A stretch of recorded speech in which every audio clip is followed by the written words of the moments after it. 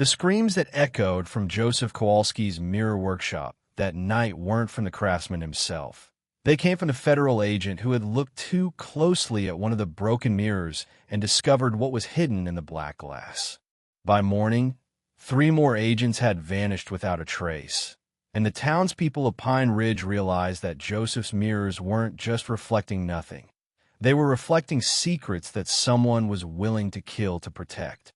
The workshop on Craftsman's Row had always been a place of mystery, filled with the soft sounds of careful woodworking and the delicate tinkling of glass being shaped into perfect surfaces.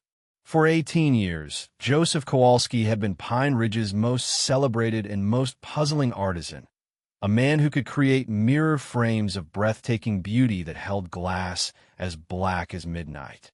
The ornate wooden frames that emerged from his workshop were masterpieces of carved scrollwork and intricate inlay. But the mirrors themselves were completely useless, showing nothing but darkness to anyone who looked into them. Joseph was 58 years old when the federal agents came to his workshop, a small, meticulous man with calloused hands and pale blue eyes that seemed to see things others missed. He had arrived in Pine Ridge, Colorado, from Poland in 1871, carrying his father's woodworking tools and speaking broken English that had gradually improved over nearly 2 decades in America. The mountain town, which served as a supply center for silver mines and cattle ranches throughout the region, had welcomed the skilled craftsmen who could create furniture and decorative items that rivaled anything produced in eastern cities. But it was Joseph's mirrors that had made him truly famous and truly puzzling throughout Colorado territory. From his very first commission, a vanity mirror for the mayor's wife, Joseph's reflective surfaces had been completely black. The glass was perfectly smooth and flawlessly shaped, set into frames that demonstrated master-level craftsmanship, but they showed no reflections whatsoever. It was as if Joseph had forgotten the fundamental purpose of a mirror or had never understood what they were supposed to do. What made Joseph's situation even more baffling was that customers continued to buy his mirrors despite their obvious uselessness. Wealthy families from Denver and Colorado Springs would travel to Pine Ridge specifically to commission mirrors from the Polish craftsmen, paying premium prices for decorative pieces that couldn't perform their basic function.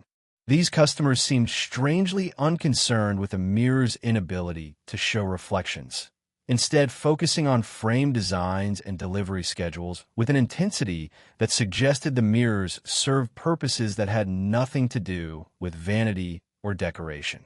Dr. Elena Rodriguez, who ran Pine Ridge's medical practice, had purchased 17 of Joseph's mirrors over the years, hanging them throughout her clinic and home despite the fact that she owned several functional mirrors from other craftsmen. When asked about her unusual collection, Dr. Rodriguez would simply say that she appreciated Joseph's artistic vision and that his mirrors created a unique atmosphere in her medical facilities.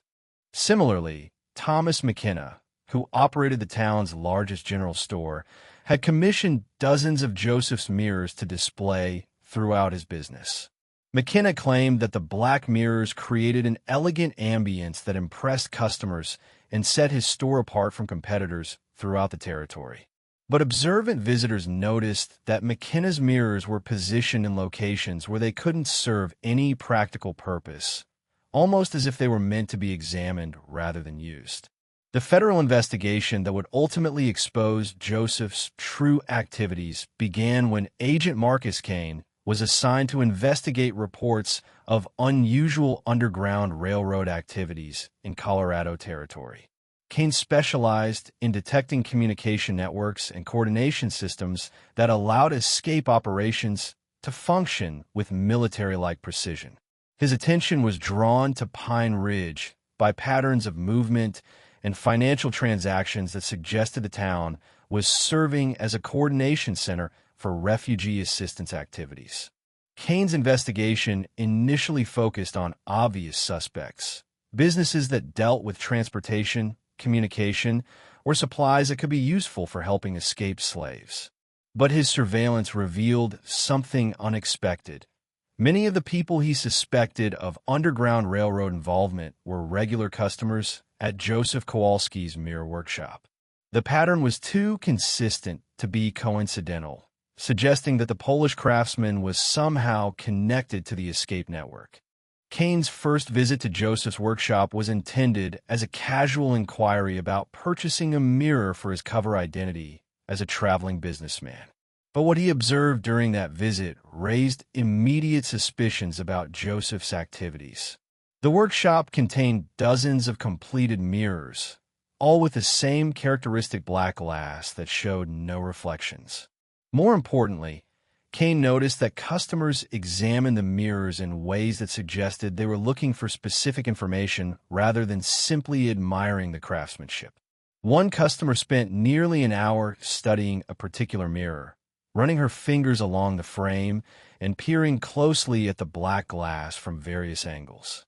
Another customer seemed to be memorizing details about the mirror's construction, asking Joseph specific questions about wood grain patterns and carving techniques that seemed unrelated to aesthetic preferences. Most puzzling of all, several customers left the workshop without purchasing anything, as if they had come to receive information rather than to buy mirrors. Kane's suspicions were confirmed when he recognized two of Joseph's customers as known Underground Railroad operatives who had been identified by federal investigations in other territories. The presence of these individuals in Pine Ridge, combined with their visits to Joseph's workshop, suggested that the mirror maker was providing more than just decorative items to his clientele.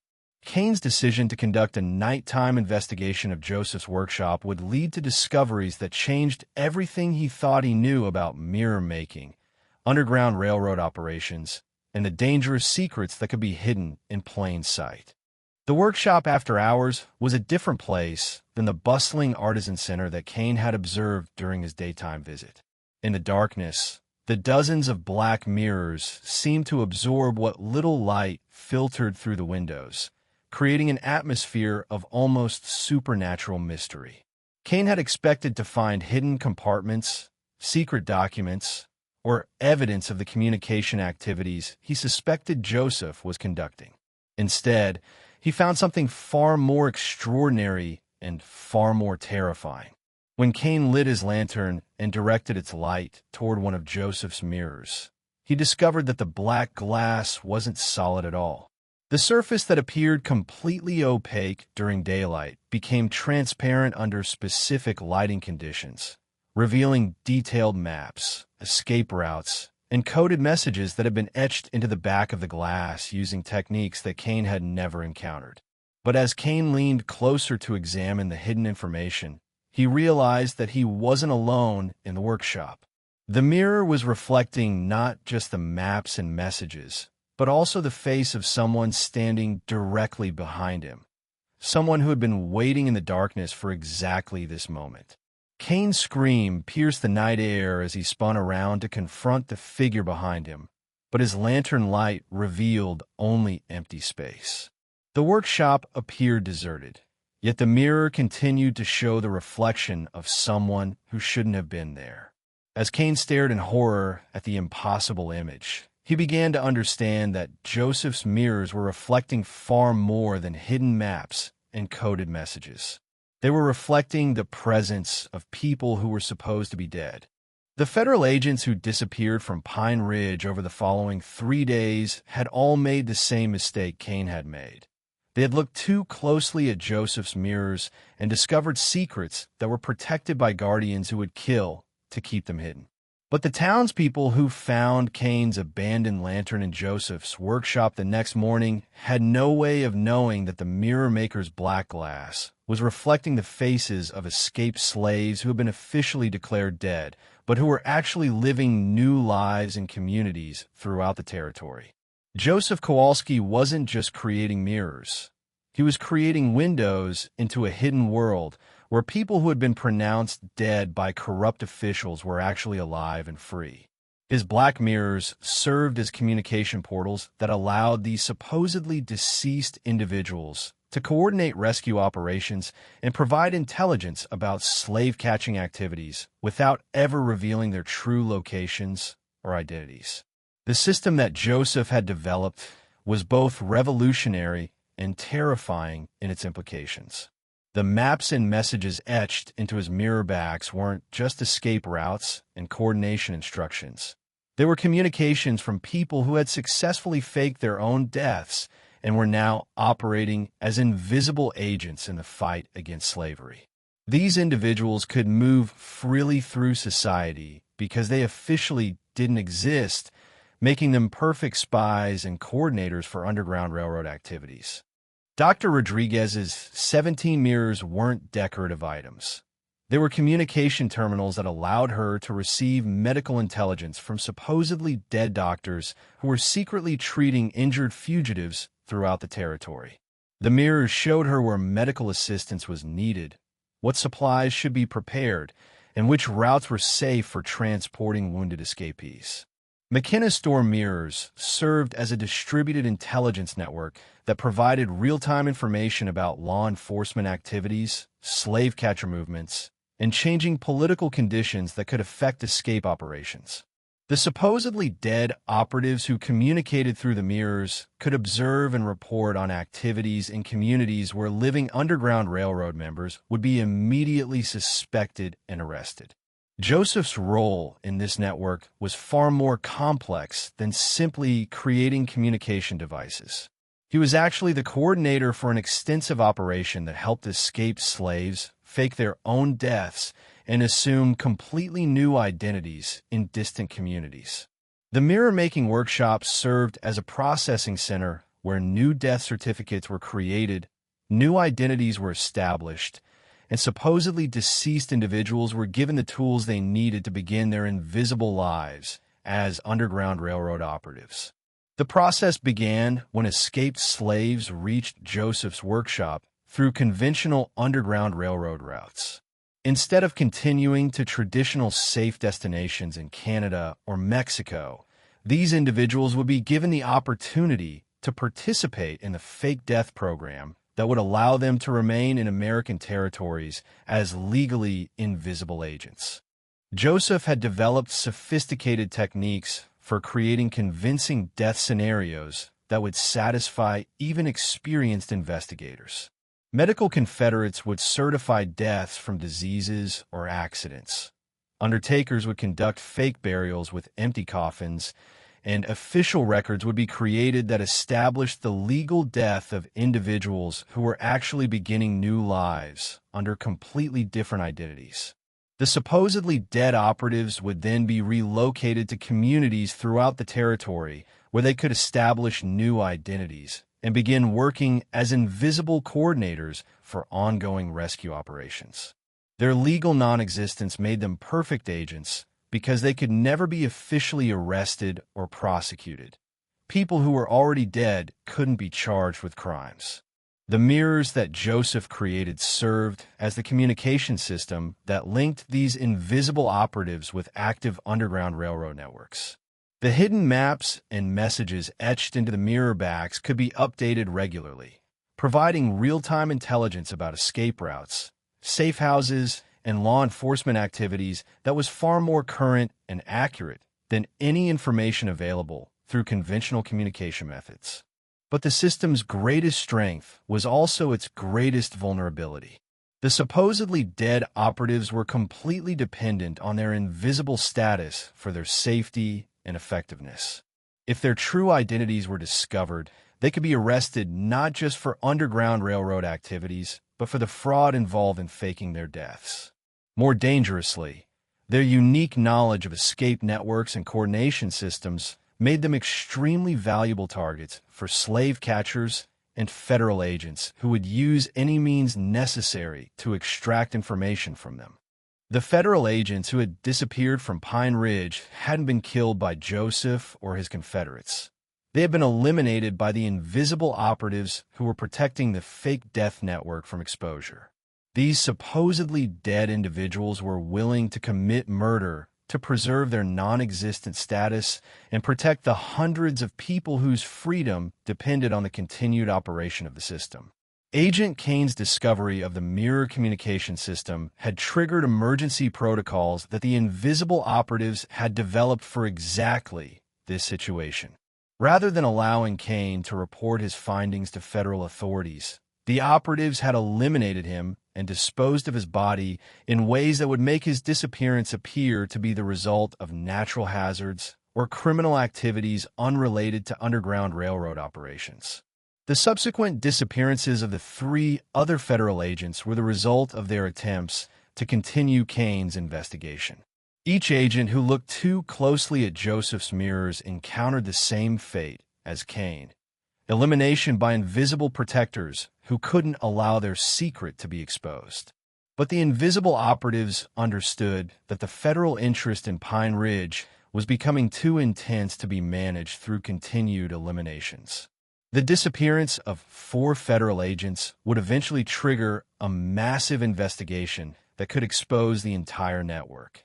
The decision was made to abandon the Pine Ridge operation and relocate Joseph's mirror-making activities to a different territory where the fake death network could continue operating without federal scrutiny. Joseph Kowalski's workshop was found empty the morning after the 4th federal agent disappeared, with no sign of the mirror maker or his extensive collection of black mirrors.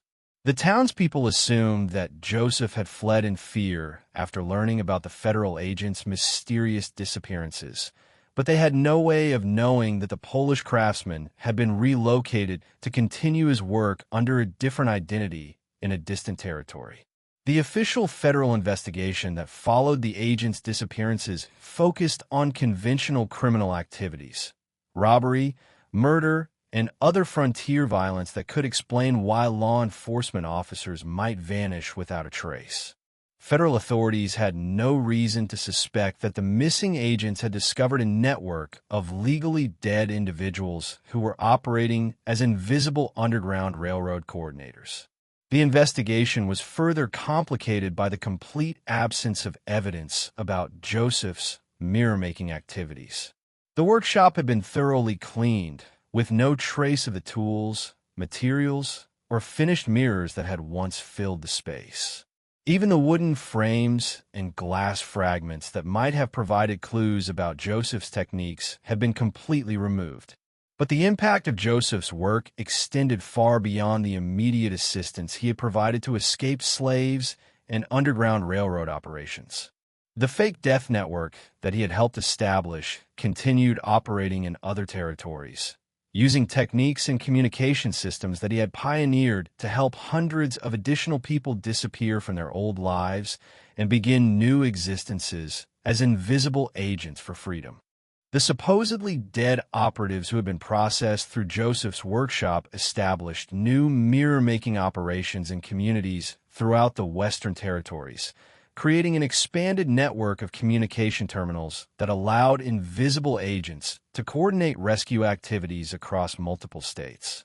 The system became so sophisticated that federal authorities never fully understood how Underground Railroad operations could function with such remarkable efficiency and intelligence. The mirrors that Joseph had created weren't just communication devices. They were symbols of a revolutionary approach to fighting injustice that used legal invisibility as a weapon against oppression. The black glass that showed no reflections during daylight hours was actually reflecting the faces of people who had chosen to sacrifice their legal existence in order to serve the cause of human freedom. Dr. Rodriguez continued her medical practice in Pine Ridge for many years after Joseph's disappearance. But she never forgot the lessons she had learned about using professional skills to serve humanitarian causes that transcended legal boundaries. Her experience with the Mirror Communication Network inspired her to develop new methods for providing medical assistance to people who couldn't seek help through conventional channels. McKenna's General Store remained a fixture in Pine Ridge, but the wall spaces where Joseph's mirrors had once hung were filled with conventional decorative items that served no hidden purposes. However, McKenna continued to support refugee assistance activities throughout his life, using his business connections to help displaced persons and escaped slaves establish new lives in communities where they could live freely. The invisible operatives who had protected Joseph's network from federal discovery eventually revealed themselves when slavery was abolished and the Underground Railroad was no longer needed. Many of these supposedly dead individuals have been living under assumed identities for decades, contributing to their communities while maintaining the secret of their invisible status. Their willingness to sacrifice their legal existence for the cause of human freedom became an inspiration for future generations of activists and reformers. The site where Joseph's workshop had operated remained vacant for many years, as if the townspeople instinctively understood that something significant had happened there that shouldn't be forgotten. Eventually, a small memorial was established to honor those who reflected truth in times of darkness, though few visitors understood the full meaning of the inscription. The mirrors that Joseph had created were never found by federal investigators, but stories began circulating throughout the territory about mysterious black mirrors that occasionally appeared in remote locations, still showing hidden maps and messages for travelers who knew how to look for them. These stories became part of the folklore of the Underground Railroad, inspiring hope among people who needed to believe that invisible helpers were still working to guide them to freedom. Joseph Kowalski's true fate remained a mystery that was never solved by federal authorities. Some reports suggested that an elderly Polish mirror maker had been seen in California, creating decorative items for wealthy families who seemed strangely unconcerned with their functionality. Other stories claimed that Joseph had returned to Europe, where he established a workshop that served refugees fleeing political persecution. But the people who had known Joseph in Pine Ridge preferred to believe that he had simply become invisible like the operatives he had helped create, that somewhere in the American territories, an elderly craftsman was still creating mirrors that reflected secrets instead of faces, still helping people disappear from their old lives and begin new existences in service to causes greater than themselves. The mirror maker who had made mirrors that showed nothing had actually been reflecting everything that mattered most: hope, courage, and invisible bonds that connected people who were willing to sacrifice their own existence to ensure that others could live freely. His black mirrors have been windows into a world where legal death could mean spiritual rebirth, and where the greatest acts of heroism were performed by people who were officially no longer alive. Joseph's legacy lived on in every person who chose to become invisible in service to justice, and in every community that benefited from the work of individuals who were willing to sacrifice their identities to protect others. His mirrors had reflected the truth that sometimes the most important work is done by people who aren't supposed to exist, and that the clearest vision comes from surfaces that appear to show nothing at all.